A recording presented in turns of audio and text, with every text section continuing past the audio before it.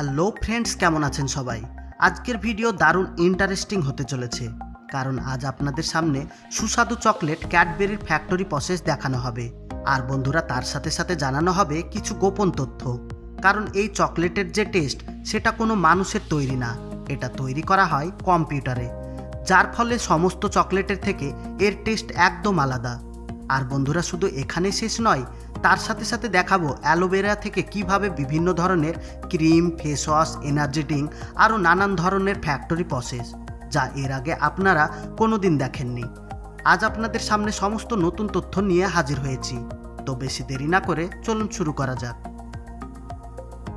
Cadbury chocolate factory process. Cadbury chocolate তৈরি করার জন্য সর্বপ্রথমে দরকার পড়ে cocoa beans. Cadbury cocoa beans Africa দেশ ঘানা থেকে নিয়ে আসে, যেখানে কোকো গাছ থেকে প্রথমে ফল পাড়া হয় এবং তারপর এর ভেতর থেকে বের করা হয় কোকো বিনস, যেগুলোকে রৌদ্রে শুকানোর জন্য ছেড়ে দেওয়া হয়। ক্যাডবেরি তাদের সমস্ত কাঁচামাল আফ্রিকার পিছিয়ে পড়া দেশ থেকে কিনে নিয়ে আসে, যার ফলে সেই দেশের আর্থিক অবস্থা অনেক ভালো হয়ে গেছে, আর এরই ফলে পিছিয়ে পড়া দেশ এখন অনেক উন্নত। এই কোকো বিনস ঘানা থেকে আরও পৃথিবীর নানান জায়গায় পাঠানো হয়, যেখানে এর উপরের খোসা বের করার পর ভেতরের বিনসকে ভালো করে রোস্ট করা হয়। রোস্ট করার ফলে কোকো বিনসের স্বাদ আরও দ্বিগুণ পরিমাণে বেড়ে যায়, আর এর সুন্দর সুগন্ধ চারিদিকে ছড়িয়ে যায়। রোস্টিংয়ের পর কোকো বিনসগুলোকে বড় গ্রাইন্ডারে পাঠানো হয়, যেখান থেকে বের করার পর এর মধ্যে থেকে বেশি কিছু কোকো আলাদা করে নেওয়া হয়, যেন পরবর্তীকালে এগুলোকে কোকো বাটার তৈরিতে নেওয়া যেতে পারে। আর বাকি কোকো আগে পাঠিয়ে দেওয়া হয়, যেখানে এতে দুধ, চিনি এবং মধু মেশানো হয়। দুধ, চিনি এবং মধুর মিশ্রণের ফলে এটা গাঢ় লিকুইডে পরিণত হয়ে যায়, যেটাকে পরে ভ্যাকুয়াম ওভেনে রেখে আবার পাউডার তৈরি করা হয়। এই প্রসেস শুনে আপনাকে আজব মনে হতে পারে যে পাউডার থেকে লিকুইড তৈরি করার পর আবারও পাউডার কেন তৈরি করছে, কিন্তু এই বিষয়ে ক্যাডবেরি বলেছে এটা করার ফলে নাকি এর স্বাদ অনেক বেড়ে যায়। এর জন্য এই প্রসেসে একবার নয়, দুইবার নয়, তিনবার রিপিট করা হয়। এবার শেষমেশ আমাদের পাউডার এখন রেডি, বাকি সমস্ত ইনগ্রিডিয়েন্টসের সাথে মিক্স হওয়ার জন্য।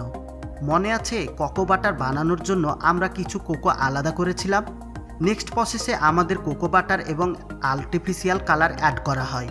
এবার এই মিক্সারকে খাঁচাতে ঢেলে আকার দেওয়া হয়। এই সমস্তগুলোকে একটা কনভার বেল্টের উপরে রেখে সামনে ফ্রিজারে পাঠিয়ে দেওয়া হয়।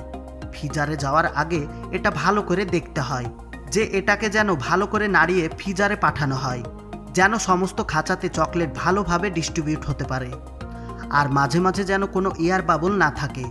ফ্রিজ হয়ে যাওয়ার পর আপনার চকলেট একদম তৈরি হয়ে রেডি হয়ে যায়।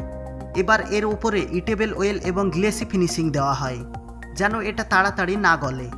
আগে একটা সেন্সার এর ওজন মেপে দেখে, আর ওজন যদি ঠিকঠাক না হয় তাহলে এই চকলেটকে বাকিগুলো থেকে আলাদা করা হয়। সব কিছু ঠিকঠাক হওয়ার পর সব লাস্টে একটা প্যাকেজিং মেশিনের সাহায্যে এগুলোকে প্যাক করে সামনে পাঠিয়ে দেওয়া হয়। এটা তো হলো প্লেন চকলেটের কথা, কিন্তু ডেইরি মিল্কের আলাদা আরও অনেক ভেরিয়েন্ট আছে। ফুড অ্যান্ড নাট, বালি, ওরিও, আরও না জানি কত রকমের। এগুলোর প্রোডাকশন কিভাবে হয় এগুলোর ব্যাপারে আমাদের কাছে কিছু কিছু ডাটা আছে, কিন্তু ক্যাডবেরির কিছু পলিসির কারণে জেনে বুঝে দুনিয়ার কাছ থেকে লুকিয়ে রাখা হয়েছে। ফুড অ্যান্ড নাটস বানানোর জন্য কোম্পানি আগের মতোই প্রক্রিয়া ফলো করে, শুধুমাত্র সব লাস্টে মোল্ডিং সেকশনে ঢালার আগে এতে নাটস এবং বাদাম দেওয়া হয়, যেন এটা একসঙ্গে ফ্রিজিং হতে পারে। ডেয়ারি মিল্কের বাবলি চকলেট বানানোর জন্য ইন্টারনেটে একটা খুব প্রচলিত প্রসেস আছে, যেখানে চকলেটকে ফোলানোর জন্য বেকিং সোডা ব্যবহার করা হয়, কিন্তু এখন পর্যন্ত কোম্পানি এটা সঠিক উপায় বলে মুখ খোলেনি। সিক্রেট রেসিপি এভাবে সবার সামনে নিয়ে আসবে না। ডেয়ারি মিল্কের ভিতরে কি থাকে এটা জানার জিজ্ঞাসা ভারতের মানুষের অনেক আগে থেকেই হয়ে আসছে, শুধু ভারতেই নয়, সারা পৃথিবীর মানুষের মনে। এর মুখ্য কারণ হলো 2003 সাল। এই সময় দেশের প্রায় জায়গা থেকে খবর এসেছিল ক্যাডবেরি চকলেটে পোকা পাওয়া গিয়েছে। অবশ্যই এতে কোনো প্রমাণ ছিল না, কিন্তু এটা যাচাই করার দরকার না তখন পড়েছে না এখন পড়ছে। আর দাবানল আগুনের মতো ভারতের পুরো দেশের ঘরে ঘরে পৌঁছে গিয়েছিল এ কথা। ক্যাডবেরি সেল তখন 80% পর্যন্ত কমে গিয়েছিল। এরকম সময় কোম্পানি মার্কেটের বাইরে চলে যাওয়ার পজিশনে চলে এসেছিল, কিন্তু তখন ক্যাডবেরি তাদের মাস্টার স্ট্রোক দেখায় আর অমিতাভ বচ্চনকে তাদের অ্যাডে নিয়ে আসে। এর মধ্যে একটাতে তো অমিতাভ বচ্চন ক্যাডবেরি ম্যানুফ্যাকচারিংয়ের ব্যাপারে কথা বলেছে আর পুরো ফ্যাক্টরি ঘুরে দেখায়।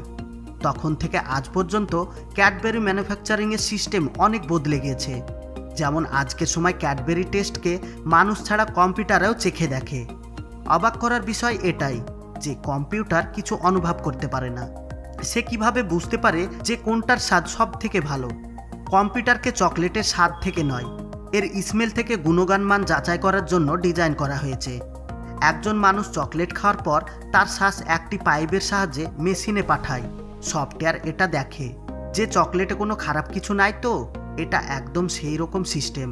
যখন বাড়িতে কোনো খাবার হয় সেটাকে না খেয়ে তার সুগন্ধ শুকে বলতে পারা যায় যে ওটা ভালো হবে না খারাপ।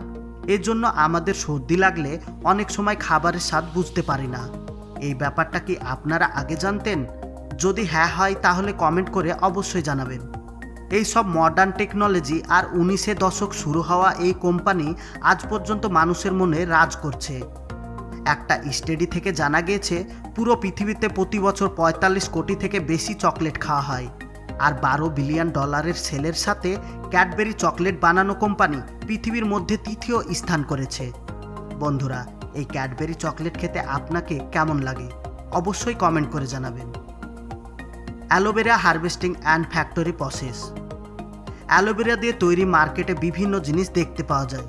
তাছাড়া বেশিরভাগ মানুষ অ্যালোভেরা দিয়ে তৈরি জিনিস ব্যবহার করতে পছন্দ করে। আজ আপনারা যে অ্যালোভেরার ভিডিওটা দেখতে পাচ্ছেন এটা হচ্ছে পৃথিবীর সবথেকে বড় অ্যালোভেরা কোম্পানি। এই কোম্পানি নিজেরাই অ্যালোভেরা চাষ করে থাকে। আপনি হয়তো শুনলে অবাক হয়ে যাবেন, 5000 একর জমির ওপর এই অ্যালোভেরার চাষ করা হয়। এবার একবার ভেবে দেখুন এই কোম্পানি অ্যালোভেরা দিয়ে কত প্রোডাক্ট বানায়। অ্যালোভেরা গাছের মধ্যে ammonia acid, mineral, vitamins, carbohydrate, hormones এবং বায়োঅ্যাক্টিভ স্টেডি রয়েছে। এতগুলো জিনিস একসঙ্গে আর অন্য কোনো গাছে পাওয়া যায় না। এই 5000 একর জমির উপরে প্রতিদিন 750 ওয়ার্কার কাজ করে। এবার এই সমস্ত অ্যালোভেরাগুলোকে হারভেস্টিং করে নিয়ে চলে যাওয়া হয় ফ্যাক্টরিতে। ফ্যাক্টরিতে নিয়ে আসার পর সর্বপ্রথমে এগুলোকে জলের মধ্যে ঢেলে ফেলা হয়, যার ফলে এগুলো ধুয়ে একদম পরিষ্কার হয়ে যায়। এবার অ্যালোভেরাগুলোকে কনভার বেল্টের মাধ্যমে ফ্যাক্টরির ভিতরে পাঠিয়ে দেওয়া হয়। এখানে ভিতরে অনেকজন মহিলা ওয়ার্কার কাজ করে। এখানে প্রত্যেকটা ওয়ার্কারের সামনে একটা করে ব্লেড টুলস লাগানো থাকে, যার সাহায্যে এর কাঁটাযুক্ত সাইডগুলোকে কেটে নেওয়া হয়। তারপর হালকা করে কুসুম গরম জলের উপর ডোবানো হয়। এবার এগুলোকে পাঠিয়ে দেওয়া হয় আর একটা সেকশানে। এখানে হাত দিয়ে ভিতরের শ্বাসটাকে তুলে নেওয়া হয়। এখানকার প্রত্যেকটা ওয়ার্কার এ কাজের জন্য এক্সপার্ট। এই ফ্যাক্টরিতে প্রত্যেকটা ওয়ার্কারের হাতের স্পিড দেখলে আপনার চোখ দাঁড়িয়ে যাবে। এই ফ্যাক্টরিতে একজন আরেকজনের সঙ্গে টেক্কা দিয়ে কাজ করে, যেটা মালিকের জন্য অনেক লাভদায়ক। অ্যালোভেরার ডাল থেকে যখন ভেতরের শ্বাস বের করে নেওয়া হয় তখন বাড়তি বেঁচে থাকা অংশগুলোকে একটা কন্টেনারে লোড করা হয়। এবার এই অ্যালোভেরা জেলগুলোকে একটা মিক্সার মেশিনের মধ্যে মিক্স করে জুসে পরিণত করা হয়। আর তার সাথে এই জুসকে 120 ডিগ্রি তাপমাত্রায় ফোটানো হয়, যার ফলে পিওর 99% অ্যালোভেরা জেল তৈরি হয়ে যায়। তারপর এই ফুটন্ত জুসকে আলাদা আলাদা মেশিনে ফিল্টার করে আলাদা আলাদা ইনগ্রিডিয়েন্ট তৈরি করা হয়।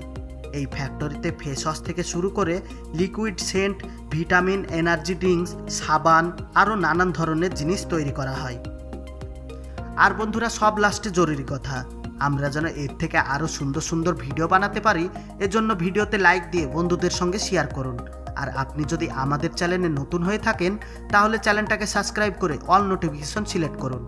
এতক্ষণ পর্যন্ত সঙ্গে থাকার জন্য আপনাকে অসংখ্য ধন্যবাদ।